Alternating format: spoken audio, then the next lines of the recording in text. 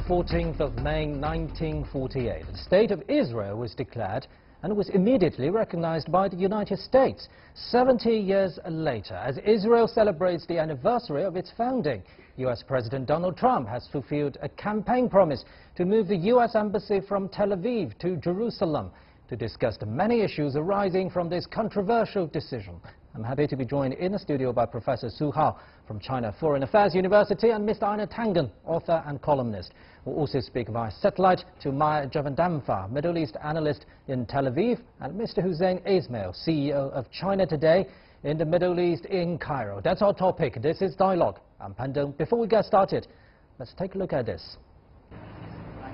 Donald Trump says he's a huge supporter of Israel, and that his actions show it. As part of his first trip abroad as president, Trump broke with past protocol and became the first sitting U.S. leader to visit Jerusalem's Wailing Wall. The old city site, the holiest for Jews, sits on disputed territory claimed by both Israel and the Palestinians. Previous U.S. presidents largely restricted official visits to West Jerusalem and the rest of Israel. At the end of last year, Trump again broke with convention. I have determined that it is time to officially recognize Jerusalem as the capital of Israel.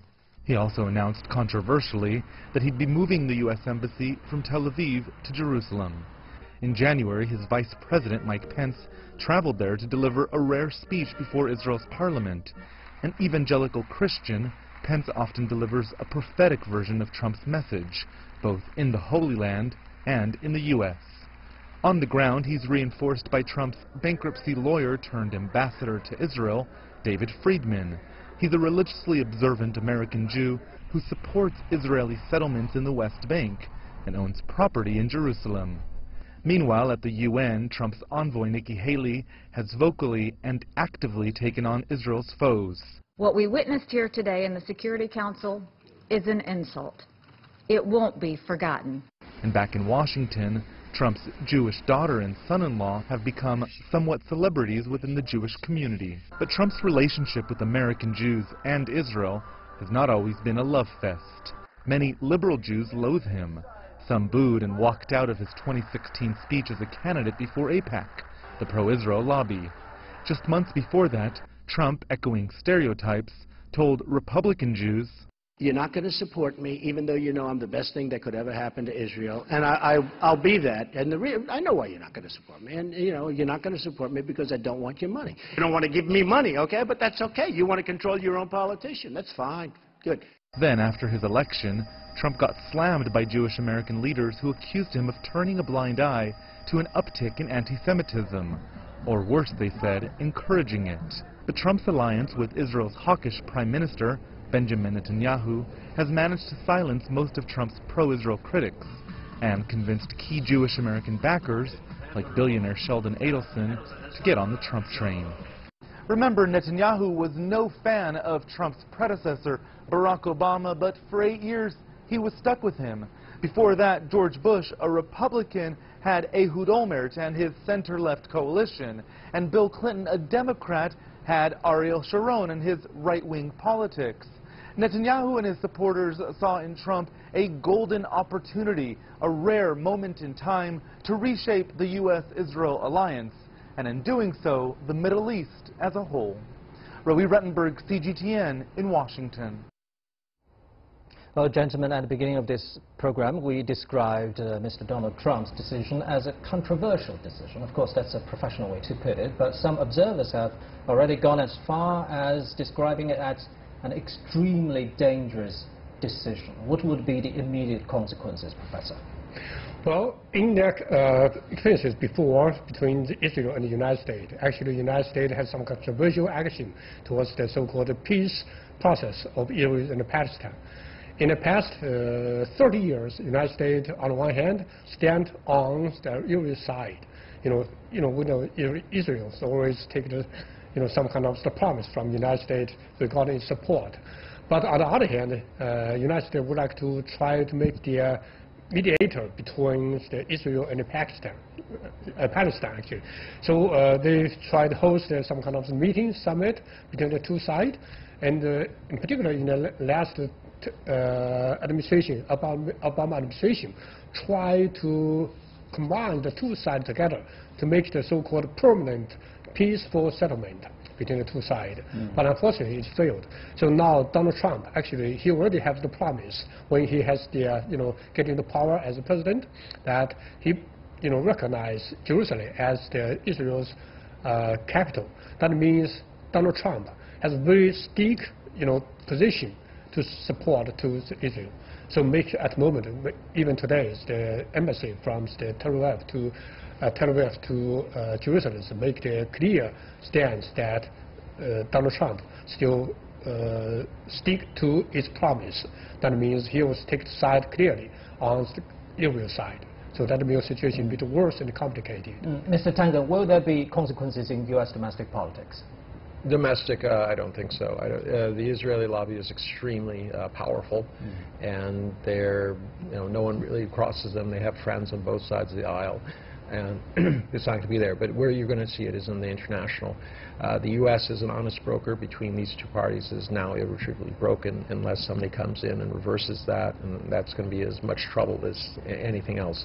So at this point, domestically, it's not an issue, but internationally it will be. Right, so why do you think Donald Trump decided to overhaul the decades of the U.S. Middle East policy and recognize Jerusalem as Israel's capital last December? We know that no one did so since 1967 until last year. Well, the mistake to make is to think that Donald Trump is thinking in terms of these grand strategies. He's very situational. This is what real estate developers do. I want that piece of land. How do I get it? And for him, he is very, very beholden to a number of people, Sheldon Adelson in the Steve Wynn, all these people in the party. They were big backers of the Republicans. He wanted to take care of this. The Israeli situation was something that he talked about on his obviously his campaign. He wanted to follow it through. I don't know that he sees the repercussions. He sees this perhaps as a chip that he can use later. I don't think that that's how policy or business works.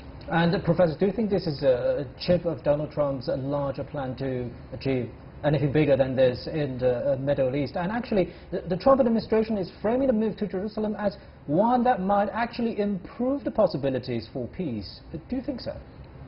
Well, it's hard to say. But the fact is that by this way, that means they removes the embassy to Jerusalem. And the tensions in the region is I think unprecedented high. Because at the moment already is tension between Jerusalem, between the Jewish and Palestinian in Gaza area. So now these things also provoked the tensive situation again. So I'm worried about that. But I would say that somebody say that Donald Trump would use this kind of as a chip to bargain in the future regarding the peace process. Bargaining with what? Bargaining with the Jerusalem already becomes their so-called capital, and the Americans, their embassy's location. So stronger the Jewish people. On the other hand, Jewish could have some kind of compromise regarding the settlement in the Gaza area or some other occupied the West Bank.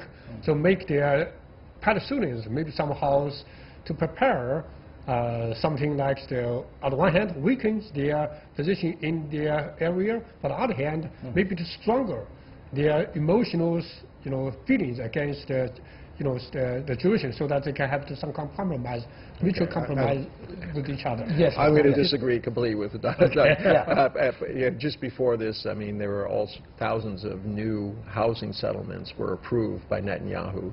Yes. If this issue about setting up new settlements, now there have been 200,000 settlements built since the '67 occupation by Israel of East Jerusalem.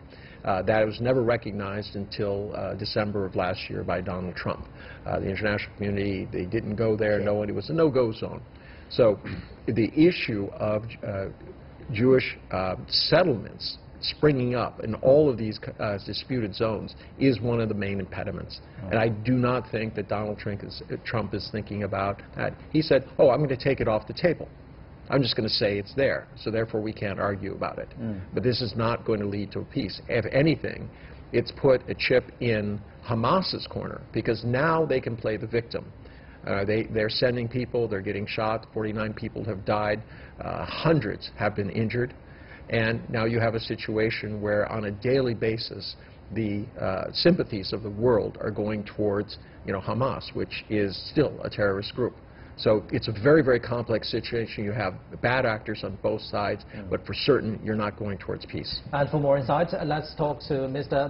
Javan Damfa in Tel Aviv and Mr. Hussein Ismail in Cairo. First, let's go to Mr. Javan Damfa. So tell us more about Israel's reaction policy-wise. We know that, generally speaking, Israel, of course, will welcome this decision. But what about policy momentum to come? And is Israel ready for repercussions from Palestinians and the whole Arab world? Well, the move of the American embassy to Jerusalem will not change the fact that Jerusalem is an occupied land according to United Nations resolutions, and also it will not change the facts on ground. 40% of Jerusalem populations are Arabs. Almost 90% of the old city in Jerusalem are Arabs. It will only complicate the already complicated issue between the Palestinians and the Israelis. And also it sets a bad example for the international community that one country decides unilaterally that this land of Palestinians belongs to Israelis.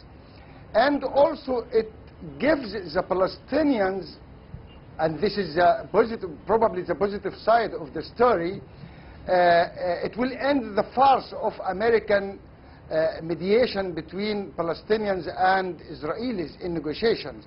Actually, the American decision for the embassy to move to Jerusalem has put the last nail in the coffin of peace process in Middle East. So you're saying that another storm is coming in geopolitics in the Middle East? I think the Palestinians would think will rethink of all the process from the beginning. And we have heard from Mahmoud Abbas, the Palestinian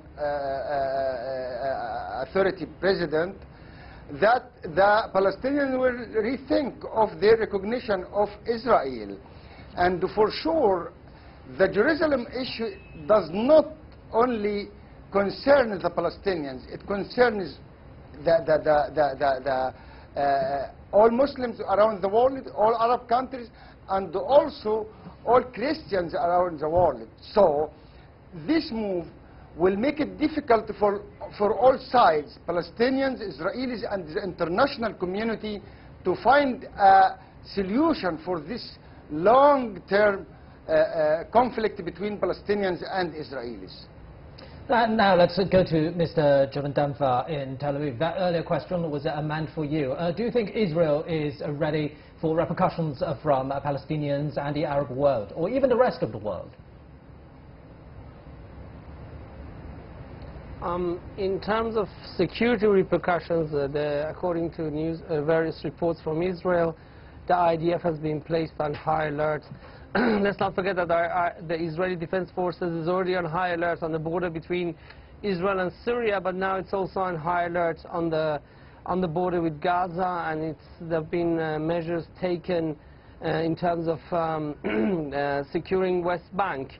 Will it be enough? We don't know. You should, in this kind of work, in this line of work, you always have to be ready for surprises. I don't. In terms of regional repercussions, I don't expect to be too many regional repercussions.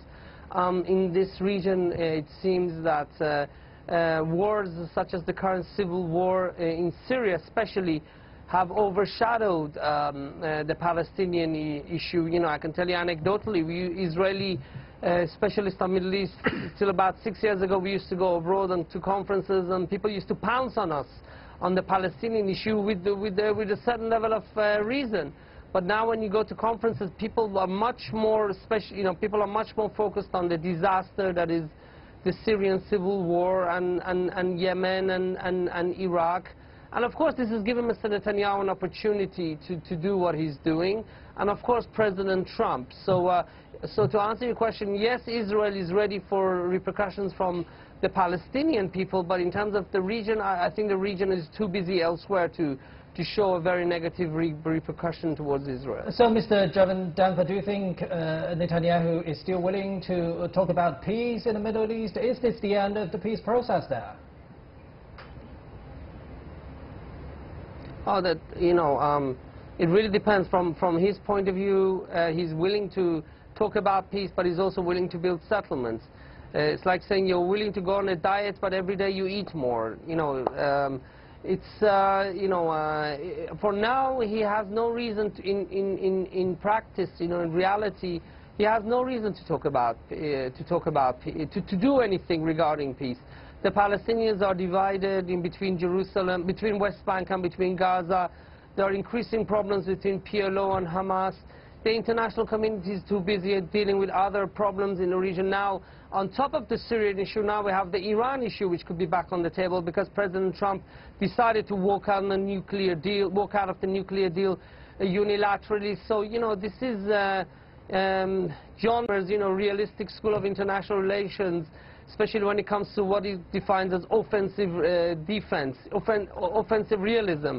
The other side is too weak, so the opposing side is going to fill that vacuum with its own power. The balance of power is overwhelming in the hands of Israel, and Netanyahu has no reason whatsoever to stop settlement building or to take any concrete actions towards peace for now. Well, if that's the case, Mr. Ismail in Cairo, what would be the countermeasures from the Palestinians and the Arab world? Do you actually see a clear plan of action from them? I think for Arab people and Palestinian people, they believe that the Americans and the Israelis are taking the wrong side of history. And we all know that 70 years of British occupation in Hong Kong hasn't changed that Hong Kong is a Chinese land. The French colonialism in Algeria hasn't changed the fact that this is Algeria for Algerians. So the Arabs and Palestinians, I think they will rethink of all the process, I mean the peace process. They now have been cornered in to take actions different from the actions they have taken since Oslo Agreement more than 25 years ago. And this is not in favor. This is not good for the international community. This is not in... Well, it looks like we have to talk to Mr. Ismail in Cairo later in the program. Thank you very much, both gentlemen. And gentlemen, let's talk about what the two gentlemen just mentioned. They mentioned the ripple effects of Donald Trump's decision in the Middle East, in the Gulf region. They mentioned Syria, they mentioned Iran.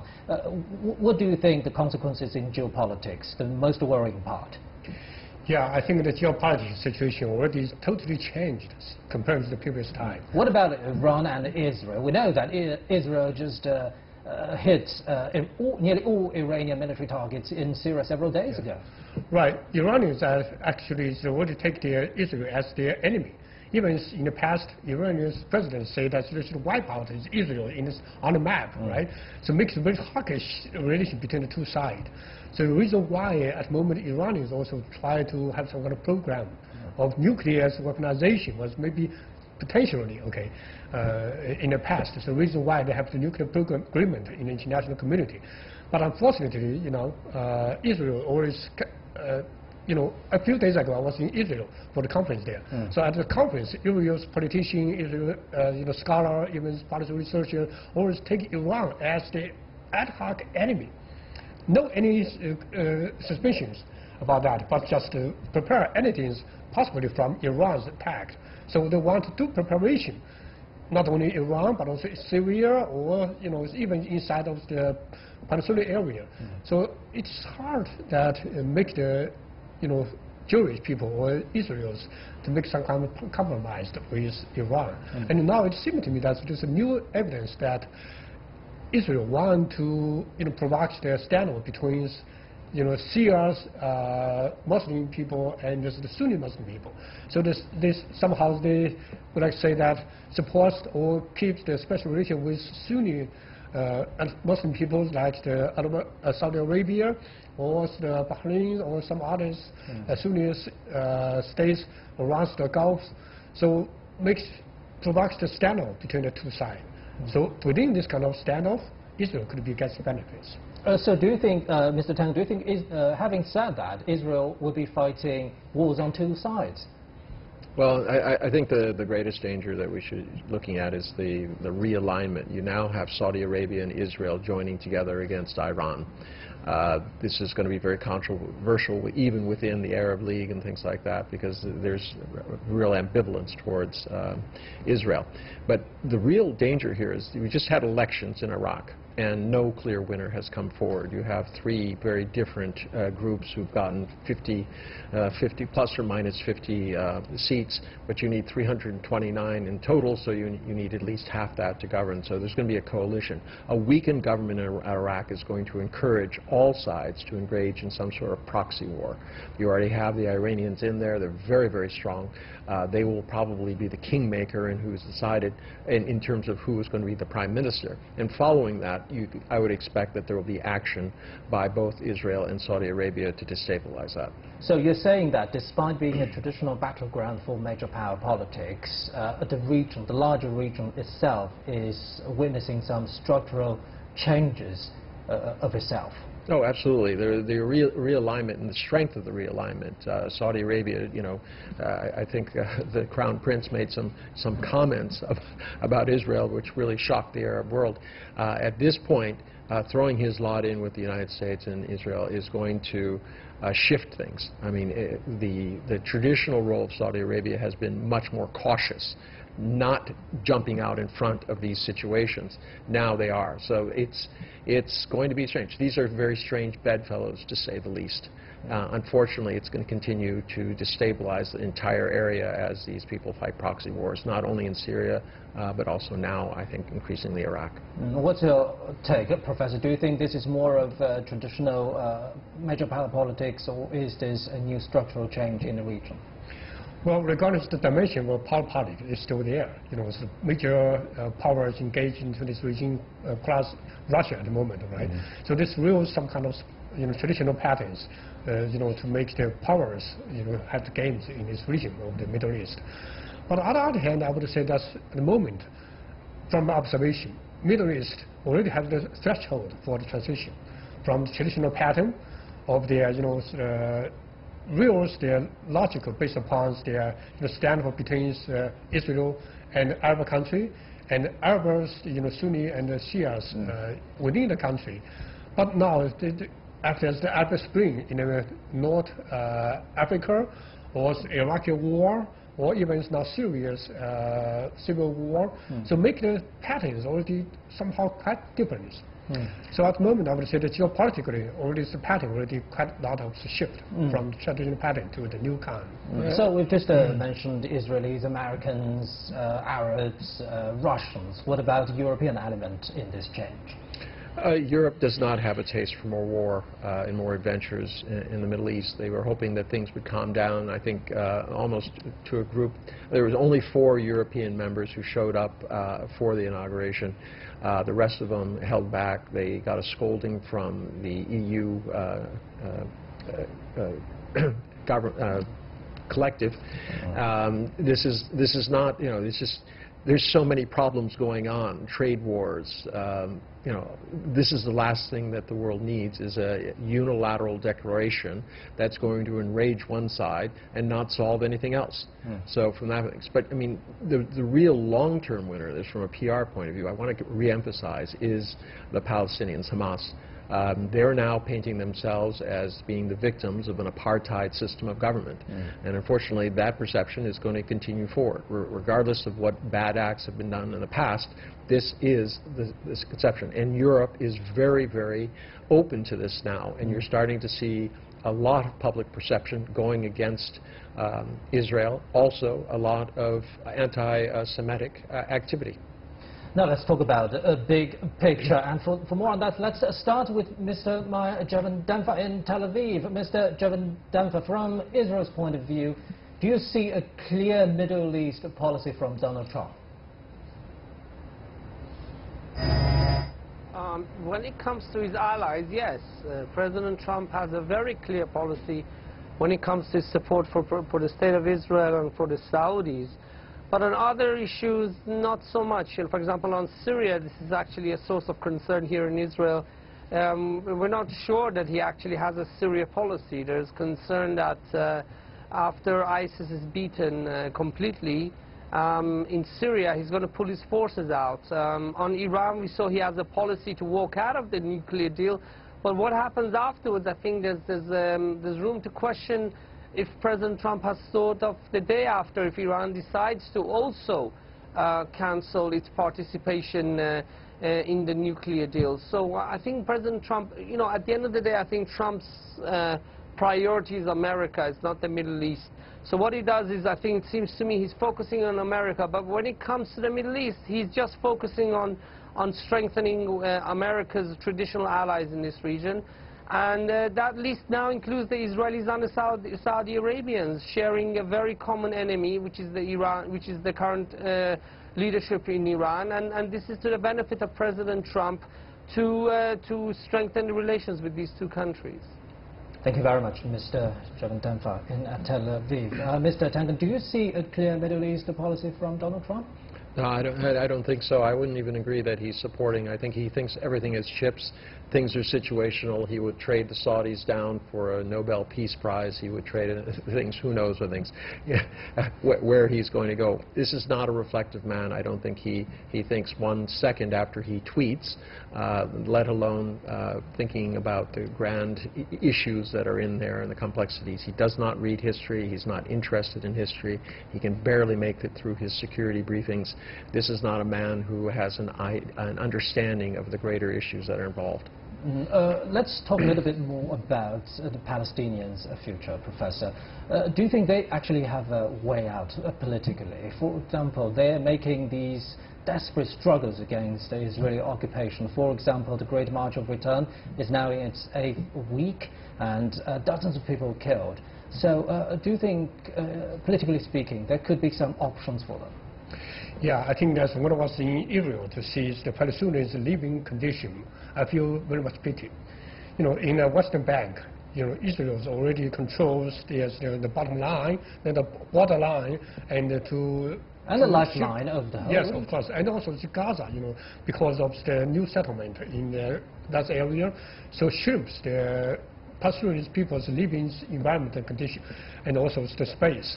So makes Palestinians feel, I would say, there's even no right, human rights for living. So Palestinians haven't, in Palestinian area, there's no economic activities, even there's no any production within their place. They're just living on the international system to them. So then, based upon the international standard of human rights, the Palestinians are very pitied regarding that position. So you're calling for more international effort to help them? Well, at the moment, yes, international gives great help to the Palestinian people, but they have to live on international help without their own self-reliance. So the real problem that Palestinian people, they cannot have any national resilience for the nation building. This is a big problem. The reason why Palestinians want to take the strong action against Israel's strong tough road ahead for Palestine. Yes, exactly. Thank you very much, gentlemen, for your input. And that's it for this edition of Dialogue on CGTN. I'm Pan Dong in Beijing. Bye-bye.